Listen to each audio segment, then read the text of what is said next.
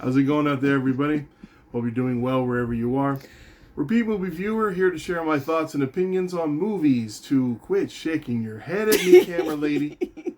My opinions on movies, and you fucked me up. God damn it. My thoughts and opinions on movies to all my family and friends and anybody else who's willing to listen. I am. See, that's here. Welcome to the 4th episode of JP's Watchlist, and I'm guessing this is going to be a recurring theme, a running joke on every episode that somebody, shall remain nameless, is going to mess up the opening of my video. It's me.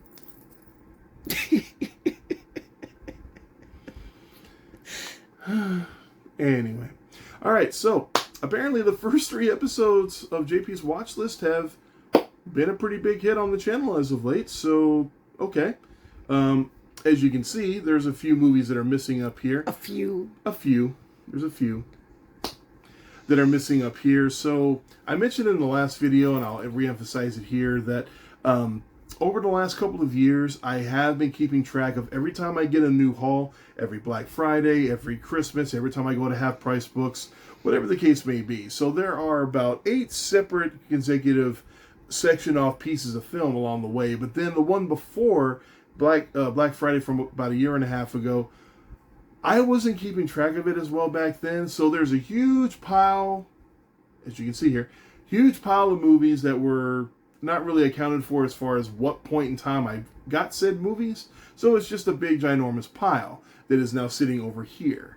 So I was questioning with her, like, what should I do for the next episode? And she said, well, just start at the beginning. I'm like, well, that's going to be a long episode. So here's what we're going to do.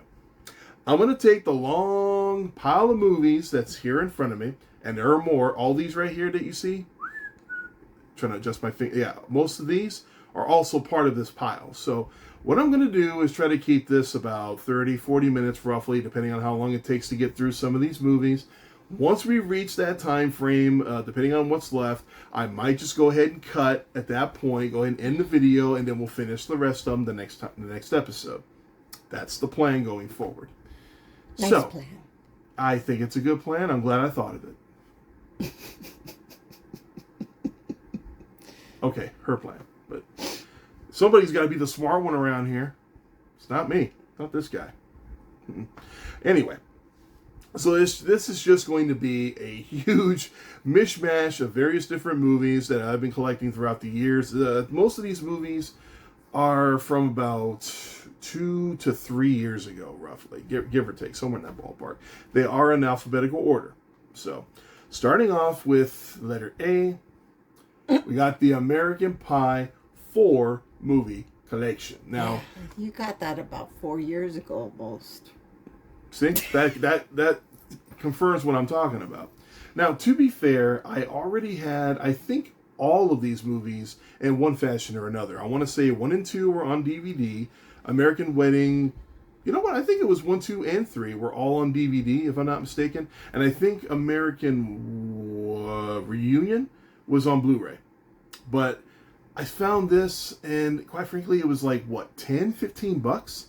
And I just thought, all the movies that weren't on Blu-ray before, and now they're all in one place.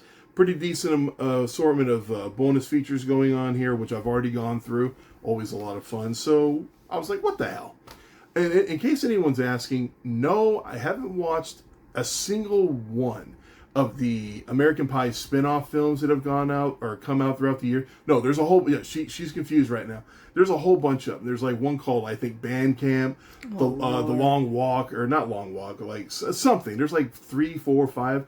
They usually get Eugene Levy to be in those films, and I have not heard anything good about them, but somewhere down the road, I might, search them out, find them, maybe watch them, and talk about them on the channel. But otherwise, this is a great find. I love these movies.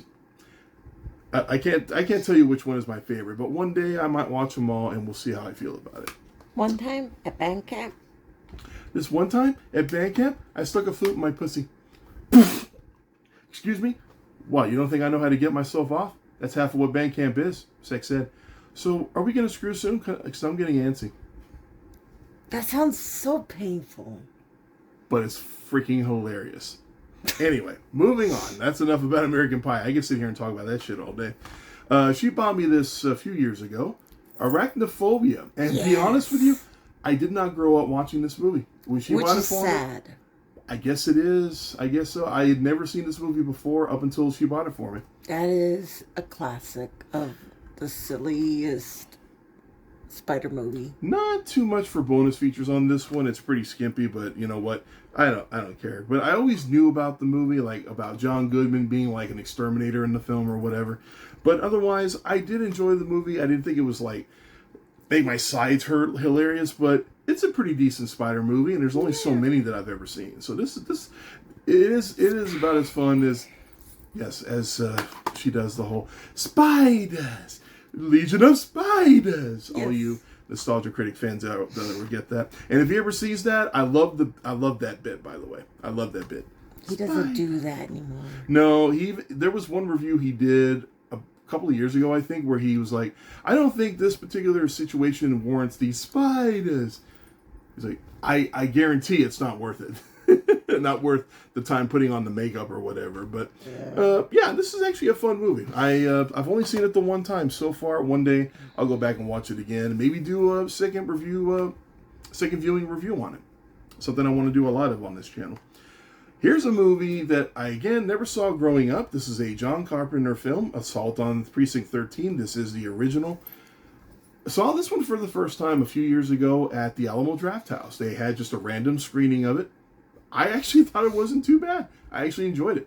I wouldn't say it's like, for me, it's not top 5 John Carpenter, but I would say top 10. It's definitely a fun movie. And there is a messed up kill in the movie, like a really messed up one that just made me go like, okay, I want those people to die. Have you ever seen this? I'm sure I have. I don't remember. If she says she's sure, that means she's not really 100% sure. So I might just sit her down and show it to her. A pretty decent amount of features. This is a Scream Factory a Blu-ray. My finger's in the way. Sorry about that.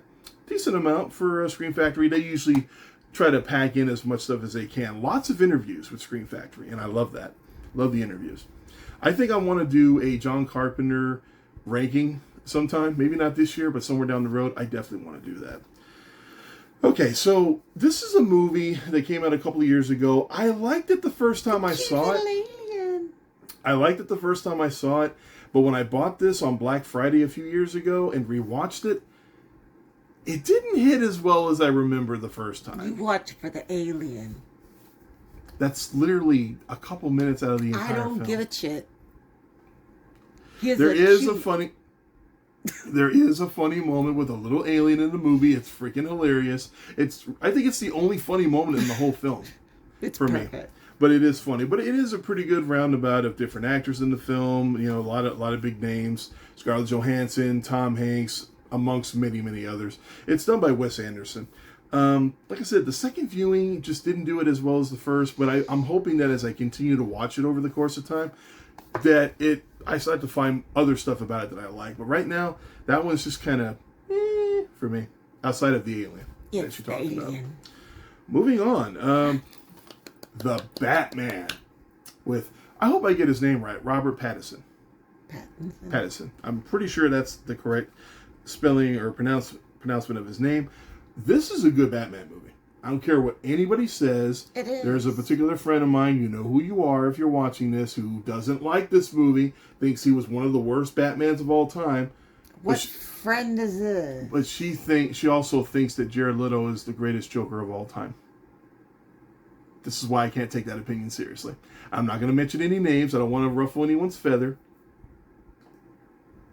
But I'm just going to leave that there. Leave that for what it is. I thoroughly enjoyed this movie. I thought he was a good Batman. And, I mean, the Riddler, you know what? He was a good Batman. He was a very serious Batman. He was a very serious Batman. I thought he looked really good in the costume. And I like how they do display the fact that he is a detective. He has to figure stuff out. And it's like, thank you. That's Batman. That's what Batman is supposed to be doing. I agree. Batman. I'm sorry about the whole nose thing. I swear, every time I start filming, my nose gets itchy. which is funny. I was watching that video with Cody when he was talking to the fans a few days ago. He had the same problem. His nose kept itching at one random point. It just kept happening. I'm like, I'm not the only one this happens to. Yay, I feel like I'm part of a weird nose itchy group. Something. But anyway, I can't recommend this movie enough. It's good. I do like him as the Batman. The Riddler was weird, but I feel like it was necessarily weird for the content in this movie. And because it was supposed to be more serious than the regular Batman. Oh, this is definitely a very serious. This is not your Adam West Batman, let me tell you right now. That was more like the comic book Batman. And they're making a sequel finally. They've already said that it's going to be made. I don't know when it comes out, but I am looking forward to it. As long as he's playing Batman. As far as I know, he is. As far as I know. Don't quote me on that because I could be wrong. Decent amount of features for this one. I want to say there was a whole separate disc for the bonus features. Yes, a whole entire disc devoted just to that. I want to say the features are maybe like an hour or two long, which makes me wonder, you have a Blu-ray. Blu-rays have a lot of memory. Why can't you just use the same one? I don't know if that's like a performance issue or something, but Oh, and Colin Farrell is the Penguin. I want to watch the TV show with him on it because I did not recognize him when I watched that the first time. Big ups on that one. Okay, we go from a serious tone Batman to the campiest of all. Oh, yeah. Robin! No, it's Batman. Okay, so yeah, this is campy as all hell. This is the movie that is inspired by the TV show. I don't know when the movie came out during the runtime, the duration of the... There goes my nose again. During the time that the TV show ran, but I grew up watching this movie. I never thought about how funny it was until I got older, and I was like, I don't care. I still love this movie. This is still a fun freaking movie. Between Adam West, Burt Ward, and the whole cast of the mega villains, I guess you could say. You got the Joker, Catwoman, Penguin, yeah, that Riddler. one was based more off of the cartoon. I actually did not buy this movie, technically speaking. My brother used to have, my older brother, the other brother. Oh my God, Josh Zodiac. We do a podcast. Yeah, he has a podcast. Originally, he did have a physical collection. He decided to get rid of it all, and this was one of my accusations. No. No, No. that's not the that word. That means that you're accusing I was accusing him. somebody. Acquisitions. Acquisitions. That's the word. This was one of the movies that he was going to just sell off and get rid of, and I took it from him. So I paid for it, $2. There's a few others like that too. But yes, that movie, if you can get into the campiness, expect that there is plenty of it. It is funny. When you have Burt Ward as Robin constantly saying, holy, holy this, holy that, Batman. Even some, there's one time in the TV show where he actually said, holy cats, a cat. Well, no shit, Sherlock. Anyway, if you can get into the campiness, it's pretty fun. Now we shoot to a Marvel movie that I actually thoroughly enjoyed. I really enjoyed this movie. You know what's funny? I still haven't seen the sequel. I haven't either. Wakanda Forever. Not that I didn't want to see it, but when it came out, it was like a 3-hour flick. And I'm very peculiar about watching 3-hour flicks in the theater because it's like, that's a long time to devote. At least at home, I can pause the damn thing. But this is a fun movie. I did enjoy this. I definitely enjoyed him in the role. And Michael B. Jordan, you know what? I feel like he was one of the best villains. Not just in the Marvel, the MCU that we've had for the last 15 years, give or take. But just overall, I think comic book villains, he's a good one. He actually had a very interesting and relatable purpose as to why he was the way he was. So you don't get that too often in every comic book movie. But it is what it is. Decent amount of bonus features on this one. I will see Wakanda Forever at some point down the road, but you can't go wrong with this one. This is a fun movie. Or someone can just buy him Wakanda Forever and he'll end up having to watch it. But what if I don't like it? Give it Actually, away. I don't see that happening because I don't either. I've heard a lot of good reviews about it, so I don't see that happening. But I mean, it's on Disney Plus. It's just a matter of going and watching it, which I probably will to catch up on other stuff I haven't watched yet. Moving on, we have a horror movie starring Boris Karloff, The Body Snatcher. You know what? This right here, in my opinion, is one of my personal favorite Boris Karloff films, and I don't even know what the hell year it came out. 1945. A whole 14 years after the original Frankenstein. Wow, my mom was like 11 years old. Damn. No, or 12. Oof. She was born in I 1933. don't think Dad was even born yet. No, he was No. born in the 50s. Yeah, like 51, I think. There goes my nose again. Itchy, itchy. One thing to note about this movie, this was, to my understanding, the last movie that featured both Boris Karloff and Bela Lugosi on camera together, but unfortunately, it's a very uneven roles between the two of them, where Boris Karloff is the center character. Bela is only in the movie for like a few minutes, and he's kind of a throwaway character. So it's actually kind of sad. It's sad, but they're still together. They're still together one last time, but the way what happens to his character is just kind of like, it's kind of sad. But it is nice to at least see them on screen one more time. I think that was the whole point. Maybe it was, maybe it wasn't. You say that a lot. Maybe that was the whole point. I don't know. Maybe it was. It was just nice to see those two together again, because I thought those two were pretty good together. Especially with, what was it, the Black Cat? I like the Black Cat. But I won't go too much into detail about the synopsis of the movie. Essentially, you have a college professor that needs cadavers in order to teach his class, and he gets his bodies from this shit-eating grin bastard of a man, pretty much, and he starts to get desperate with trying to get money, and he ends up basically killing people in order to sell the cadavers so that you can get money quicker. That's really the main basis of the story. Very, very well. If you're into black and white movies, old classic black and white movies like I am, I highly recommend it. This is a very interesting movie. I dare say I think this is one of Karloff's best. And considering his filmography, that's saying a lot. Oh, okay. Next up, we got The Bucket List with Mr. Jack Nicholson and Morgan Freeman. This is actually, it's a good movie and it's a sad movie. Basically, you've got two guys, they meet in a hospital, and they come up with this clever idea about trying to do their, I forget whose bucket list it is. I think it's either Jack Nicholson's or Morgan Freeman's, or I can't remember. I don't think they combine them. But this is a very, very fun movie between watching these two off each other. The idea is that they're, like I said, they're trying to go through a bucket list and do a bunch of things together, even though one of the characters, I forget which one, is pretty much on his way out the door, essentially. That's why he's doing this. But unfortunately, I've only seen this movie, I think, twice. So unfortunately, I'm a little sketchy on the exact details of the movie and whatnot. But this is a good one. I mean, between two actors that I really love and respect, this it's nice to see them come together. And the bonus features aren't too bad on this one either. So, Captain America, the first Captain America, the first of, now we have 4 of these movies. I do like the, anyone who knows me knows I love slipcovers, and I love the comic book look of the back of the box, of the slipcover, I should say.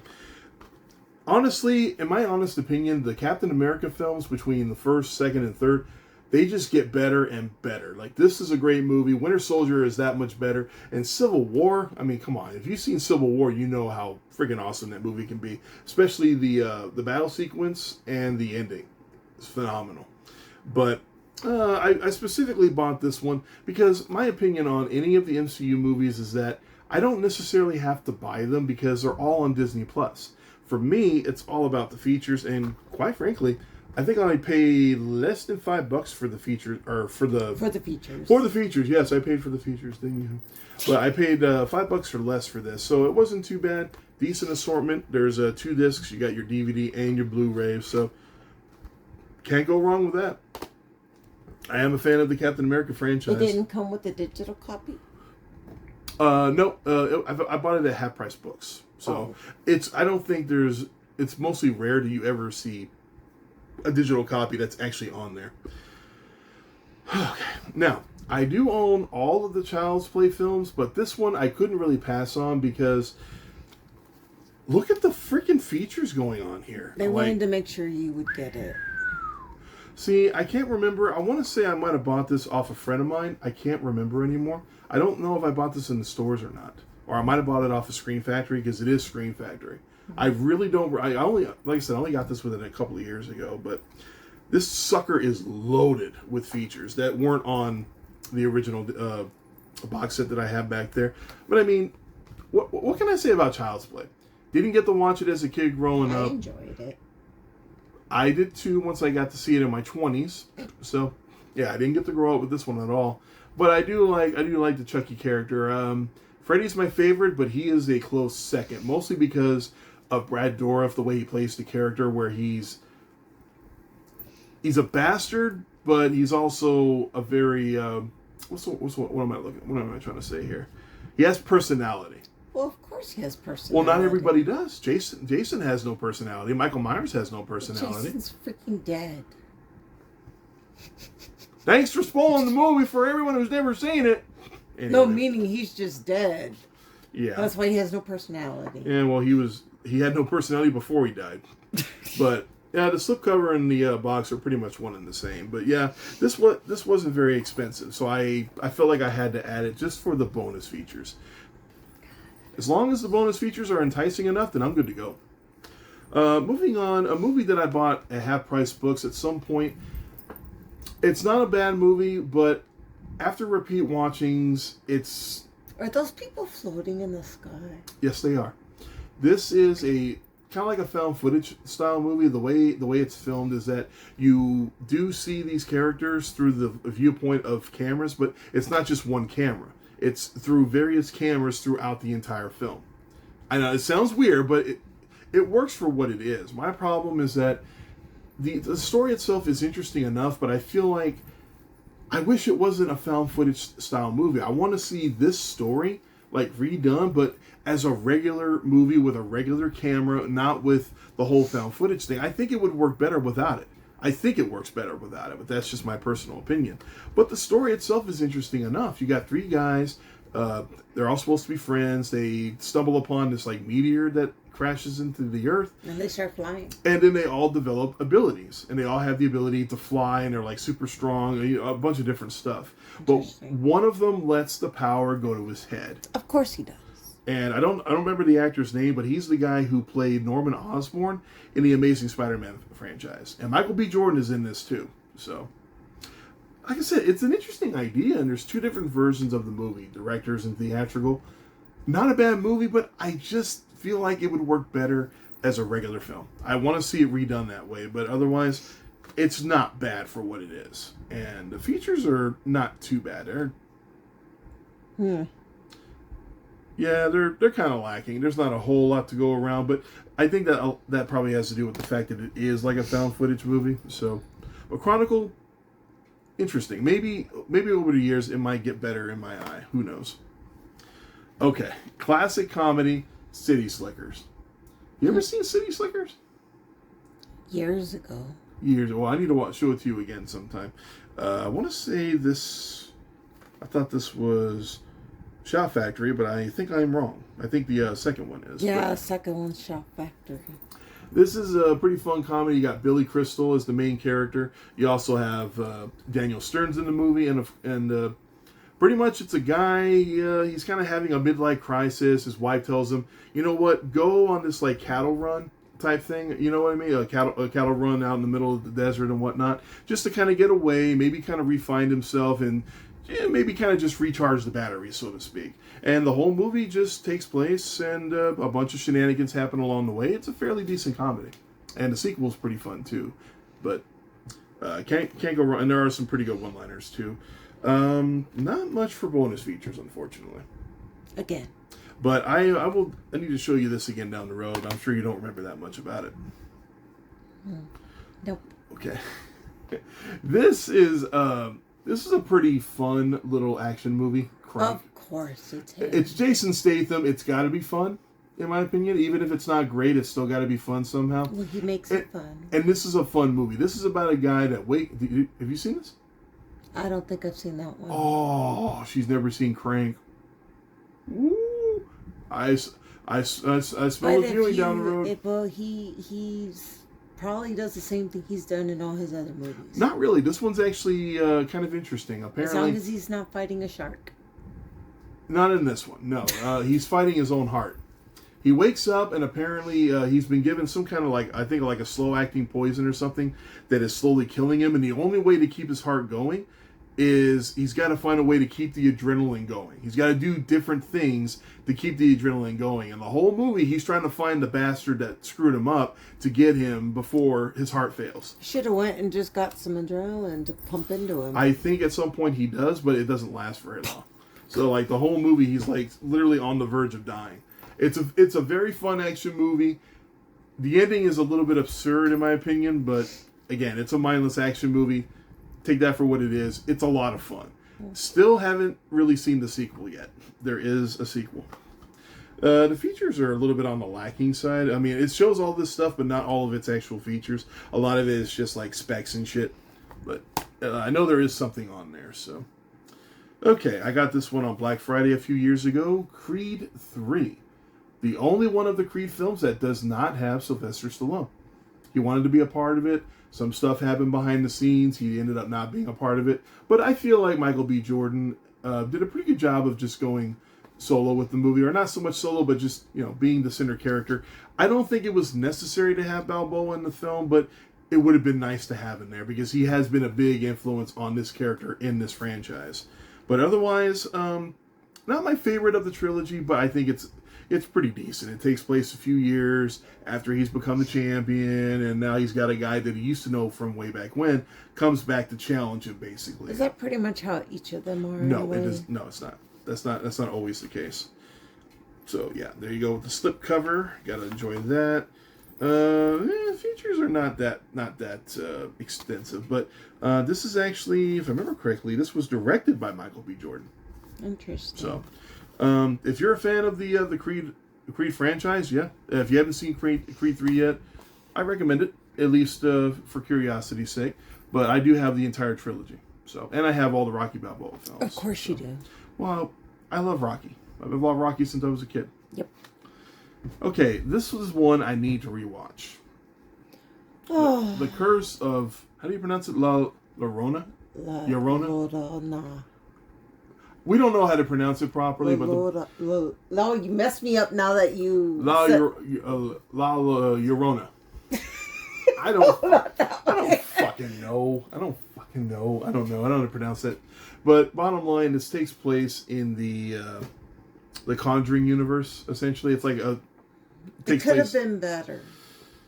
I remember not being able to get into this movie, but then again, I watched it while I was at work a couple of years ago, and there's a lot of people walking around interrupting the movie, so maybe not the best place to watch it. That one is also like The Woman in the Art. Oh. Like, it could have been more if you know the actual story of it. Because it's based on a folklore, right? Yes. Some kind of Mexican folklore? It's a Mexican folklore. Folklore. I can't even talk. Now she can't talk either. But you know what? I give it credit. It's got Linda Cardellini. I'm a big fan of her as an actress, so I've liked a lot of her work over the years. It also has Patricia Velasquez in it, who you might remember from the Mummy films. Mm-hmm. Played Anaxunamu. Mm-hmm. But again, I've only seen it the one time. I didn't think it was all that great, but I do need to revisit it down the road. It's not all that great, but it's decent. Honestly, every movie in the Conjuring universe, outside of maybe Annabelle Creations and Annabelle Comes Home, are kind of for me. That's just my opinion. It took me 3 tries to get through the freaking Nun, for crying out loud. 3 times. The second one, not so much. And I feel like it was a slight step up, but only a slight step up from something I really didn't enjoy. It's like, well, how much better was it? You know what I mean? Yeah. So, okay, now I already had this one, but once again, they released a collector's edition of this movie on Scream Factory, and once again, bonus features out the wazoo. So he doesn't mind having more of them. No, and you know what? The slipcover is actually different from the cover, which is cool. Is that the remake? This is the remake, yes. Yes, it is. With Ving Rhames and, oh, good Lord, Sarah Polley. I always forget her name. Mekhi Phifer's in this, too. You know what? I love the original Dawn of the Dead. I think it's a very, very well done classic. But you know what? I fucking love this movie, too. This movie hits you real quick with these fast-paced zombies that we started getting in the 2000s. So this is a very fun movie. Like I said, features out the wazoo. But I already owned it before, but I go gaga for the bonus features. What can I say? Okay. Okay, we got another John Carpenter film, classic, Escape from New York. But he doesn't like the LA one. What? Do you not like the LA one? Escape from LA. Escape from LA is not, I don't think it's terrible. It's not as good as this one, in my opinion. Okay, so was wrong on so many different accounts there. It's Snake Plissken. Sorry. But anyway, yes, in the Escape from LA, I'll go back and rewatch that one, see what I think. Just don't tell John Carpenter I'm not the biggest fan of it. He might tell me to go fuck myself. I actually saw footage of him at like a Q&A, and somebody was like, oh my god, I love Escape from New York, but what happened with LA? And he was like, fuck you. And it's like, okay, remind me not to tell him that. Don't tell him that. Then maybe switch it on him and tell him you love the other one. Oh, that would be hilarious. Oh, I love that one, but the original sucks. He'll probably say the same thing. Who knows? I don't want to find out. I love John Carpenter's work. There's only a handful of his movies I haven't seen yet, but I've enjoyed more than I don't enjoy. You know what I mean? I think all of them have something I like, but some are better than others. Anyway, Escape from New York. This is a fun-ass movie, fun action movie, very dark movie, and proves that Kurt Russell can play just about freaking anything. He's a very diverse actor, in my opinion. And once again, Scream Factory coming out of the woodwork, shit ton of features. I want to say yes. Yes, we got the movie and a whole disc full of features. And I want to say even the first disc has some, it's got a lot of audio commentary. So there's a lot of commentary going on here. So definitely packed it full. This is a fun-ass movie. If you've never seen it, I highly recommend it. One of Kurt Russell's more fun films. Action films, I should say. Okay, speaking of really fun movies and actors that are really fun, Evil Dead 2. Now, again, I already own this, but I bought it because I thought I saw there was a crap ton of features on here. I'm a whore. I can't help it. That's the only one that I haven't seen live with Bruce Campbell doing the commentary. One of these days we might sit down and have you talk about that on a podcast or something. Just kind of go into detail about it. I have yet to meet this man in person. I want to one day. He's awesome. I've heard he is freaking awesome. I've seen some of the videos that she recorded way back when. He's a character in real life, from what I understand. He is. He even gave my daughter an invisible hug because that's what she asked for, even though that wasn't her question. Her original question was something about Xena, but she was awestruck and asked for a hug. Well, and he gave her an invisible hug because that's all his wife would allow. Oh. That's literally what he told her. Oh, wow. Okay. What if a man asked to hug? That's probably what he would tell him too. Hey, whatever works, whatever makes the wife happy. And I got that on video. But getting back to the movie, I want to say I bought this because I thought there was extra bonus features, but if memory serves me correctly, the copy I already had the exact same features. I just forgot what all was on it. So now I have multiple copies of it, but it's Evil Dead 2. Am I really disappointed? No. No, I am not. Now, speaking of Evil Dead, that Evil was Dead a good Rise. For the record, no bonus features. It was bought new. What do you expect? It was brand new, but I don't want to hear it. There's new movies that have bonus features on Black Friday. I bought it on Black Friday for like less than $10, and I was like, oh, it doesn't say anything about features, but maybe there is some. No features. But you know what? That's okay, because this movie is actually a good addition to the franchise, in my opinion. It's different. It is different. This one, it's a different universe of. No, it's in the same universe of the remake, from what I understand. It's just they haven't connected them yet. But the idea of it being corrupting a whole entire family, that was an interesting idea, and you actually feel bad because because the family is, well, we don't know that yet. It probably is more than likely, but we'll find out down the road, because we got 2 Evil Dead movies coming out. We got one coming out this year, Evil Dead Burn, I think it is, and we already have Evil Dead Wrath that's coming on the way. They haven't filmed Evil Deads. Hey, give us all the Evil Dead we can take. Doing those? I don't know officially. I'll have to look into it, but yeah, this is a pretty good addition to the franchise. It is a little bit, like I said, it deals with a family that's being corrupted throughout the film. Makes it a little harder to watch because you don't want anything to happen to the family members. So Not bad. Not too bad at all. All right, moving on from Evil Dead. Now we move on to Evil of Frankenstein, a Hammer horror film. Starring Mr. Peter Cushing. Hi, Peter. Honestly, Peter Cushing is one of my favorite actors of all time. And I want to do a shout out to Mr. James Ralph over on Cinemassacre.com for introducing me to the Hammer horror films, because I didn't know these movies existed until I started watching Monster Madness back in the late 2000s. Never heard of them. Hammer? Never heard of Hammer. Never heard of it. When he talked about the Dracula and the Frankenstein films, that was my introduction.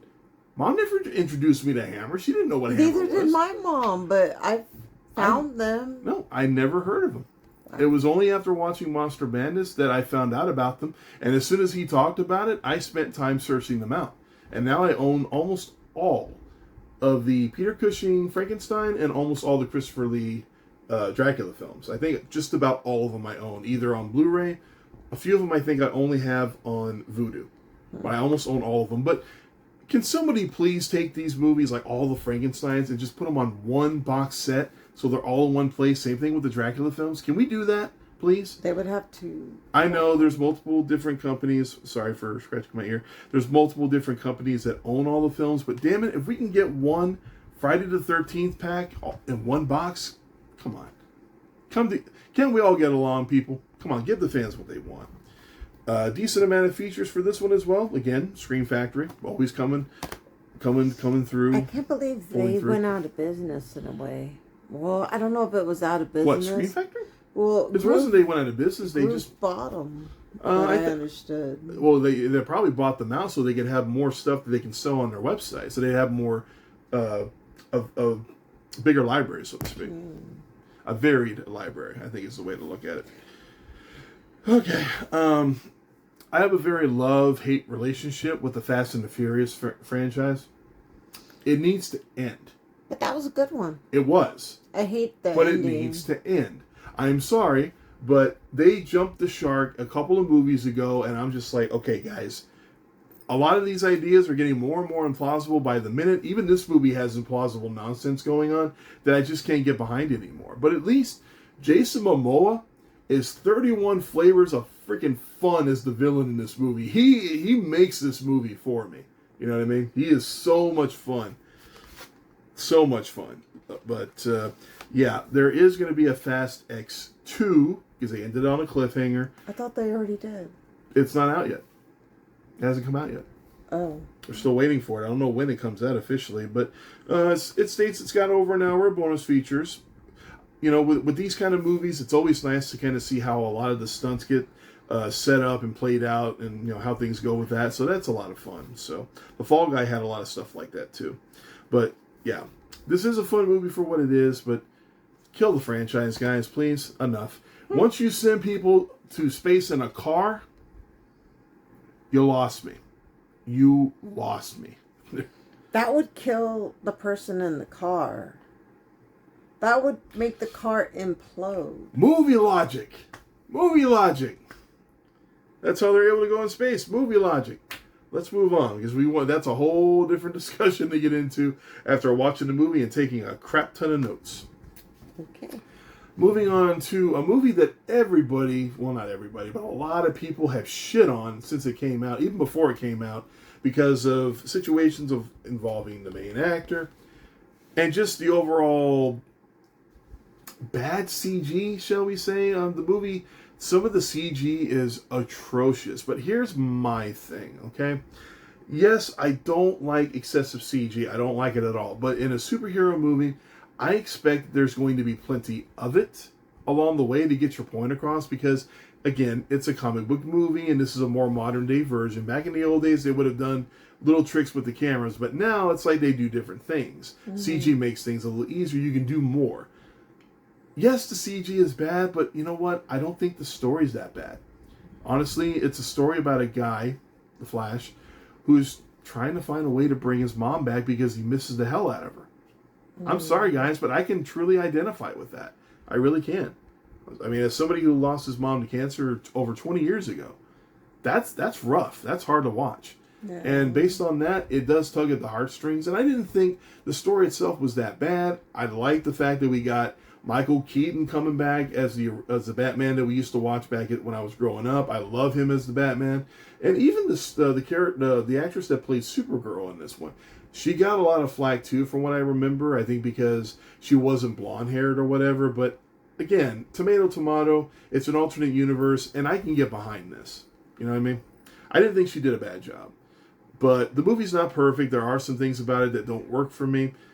There's even a couple of little Easter eggs that, even though they're not the greatest, again, going back to the CG thing, they're not the greatest, but damn it, I don't care. The only opportunity in my entire life to be able to see Superman and Supergirl on screen at the same time, if only for a couple of CG moments. You know what? I don't fucking care. The 5-year-old, 7-year-old in me is sobbing his eyes out watching that scene. You know what I mean? That's just the way I feel about it. I don't think it was the piece of trash that everyone tried to make it out to be, but it's most definitely not perfect. Rant over. And decent amount of features on this one as well. I want to say it was roughly about an hour or so, maybe a little bit longer. It's been a while since I went through the movie and the features. So, all right, we're revisiting Hammer with Frankenstein Created Woman. I think this is one of the better ones. The thing about the Hammer films between Frankenstein and Dracula, some of them are fairly good, but then some of them not so much. There's a lot of continuity issues with each series, so it's kind of I think it works better if you just look at each film as its own entity and just not look at it as a flowing narrative, which most of them are not. But this one I didn't mind so much. The idea that I think I bought you that one. Yes, you did. And I don't remember too much about the story. I've only seen it the one time, but I do remember enjoying this one immensely. Special features, Screen Factory. I've already said it several times. I won't keep repeating myself. We're barely on letter F, by the way. I figured you would. We're like almost 45 minutes in. We're still on letter F. I might have to split this up into 3 videos. That's fine. I might have to, because I don't want to bore the people, because I feel like I've done a lot of pointless rambling in this video already. Maybe they like pointless rambling. You know what? If they do, hey, all 24 of them. Leave me a comment. Let me know what you think. Maybe he'll get 25 by the end. Maybe. Yeah, I'll talk about that in a different video. But this might be one of the last ones I do for this video, because like I said, we're just now reaching the 45-minute mark. We're barely scratching the surface here. You got the final movie with Peter Cushing as Frankenstein and the Monster from Hell. True story. The monster in this movie is played by none other than David Prowse. Ooh. Who's David Prowse, CJ? Do you know he's David Prowse. Do you know who else he played, Smarty Pants? I can't remember them. Oh, I thought you knew, because you were like, ooh. I thought you knew. I know the name. Oh, she knows. Okay. Darth Vader? He was the guy in the costume. Okay, yes. So, anyway. Honestly, one of my best favorite things about the Frankenstein franchise, even though I said that not all of them are, that great, so to speak, Peter Cushing makes all these movies for me. Like I said before, he's one of my favorite actors of all time. He's one of those, just like with, he's just like Vincent Price in the sense that he took every role seriously. Like, he didn't phone in anything he ever did. I loved Vincent Price. So do I. I think between those two guys, potentially on the Mount Rushmore of classic horror actors. Even though they both did stuff outside of horror, I think that was some of my favorite stuff they ever did. Although Peter Cushing was in Star Wars. So, take that for what it is. Features are pretty lacking on this one, but you know what? I'm happy I get anything with any of these movies. They mostly came out within the 50s and the 60s. Mostly. There's a little speck on my damn shirt. Looks like it only showed up just right now. Okay, well that does it from A through F of this pile of films. We're officially at the 45-minute mark. Ladies and gentlemen, I think we're going to go ahead and cut this video short. I think we're going to... Not a bad idea. I think we're going to... we'll come back to this at a later date, because this I don't want this to be an hour-long video. So, we'll come back to this. So, yeah, he has a whole nother stack right yes. I have all the movies that I just showed you, I have a whole nother stack of the same equivalent of movies, and then there's still more up here. Just to give you an idea. So I have enough movies up here to give you at least another 10 potential episodes over the next year. After that, we'll have to rely on whenever I get new hauls. Which eventually that's what's going to happen. Or he could just talk about all the other ones. You know what? If I get enough subscribers, I would love to do that. I would. If I get enough people that So get your friends to subscribe for him. He'll be very happy. Cheap plug, cheap McFoley plug, but we gotta love it. Hey, gotta do it. Well, if they made it this far. You know what? I'll tell you what. Whenever I reach 100 subscribers, I'll do a video where I show off all my steelbooks. How about that? Just for Why all. don't you start with 50? We're almost at 25. Okay. Fine. 50 subscribers, I will do a video, JP's watch list. I will talk about all the steelbooks I have. It's not the biggest collection, but it's enough to fill a video. It is enough. Yeah. So yes, we're going to go ahead and end this here. So please, first off, thank you so much for watching the video. I appreciate it because, like I said, this has been hitting better than anything else on my channel. Especially if you went this far. Because it's 45 minutes worth of movies. That's a lot of movies. Oh, it was a lot of rambling too. That's okay. I like rambling. No, well, you do. I don't know if they do. But we'll find out down the road. If more people start coming in, then we know we're doing something right. Especially once we get the opening and closing set in. We're working. She's working, I should say, on an opening and the closing for my channel, for my videos and whatnot. But It doesn't matter. It doesn't have to. Nobody's is perfect. It's just got to be something that we can start off with and something we can play out with. That's all it's got to be. Besides, this will just be the first preliminary video, and I already have an idea for another one down the road. It's not a big deal. Something we can, at least we have this for now. But, okay, we're going to go ahead and end this here. So, thank you so much for watching. I greatly appreciate it. We both appreciate it. Yep. Please like if you enjoyed the video. Please give me a like. I would appreciate it. Anything you want to say, any of these movies that you have seen before you want to comment on, or if I've introduced something to you that sparked your interest, let me know. And feel free to subscribe, because believe me, as I've already said, there's going to be more. And he wants to also know when you don't like them and why you don't like them. Just keep everything in there. Well, that's like if they leave me a thumbs down. That pretty much tells me they didn't like it. Yeah, but you would like to know why they didn't like one movie. If there's a movie Hey, feedback is good. Because I can't get better if I don't know what I'm doing wrong. It's like whenever you get fired from a job and they don't tell you what you did wrong. It's like, well, if you don't tell me, how am I supposed to improve? Just don't be a jerk about it. Yeah, exactly, yes. If you're going to be negative, don't be sensible. Be sensible. That's all I ask. But, as always, everybody, take care of yourselves. Please be safe. Just don't forget to have fun. Just not too much fun. Unless you want to. Just be safe. See, she messes up my open, my closing every time. Every time. Sorry. No, you're not. Sorry. No, you're not. You're not sorry.